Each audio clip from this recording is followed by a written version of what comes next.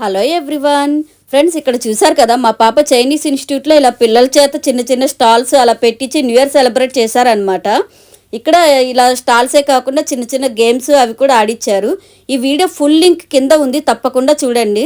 అలాగే వీడియోను లైక్ చేసి సబ్స్క్రైబ్ చేసుకోవడం మాత్రం మర్చిపోకండి. Thank you for watching. Don't forget to subscribe.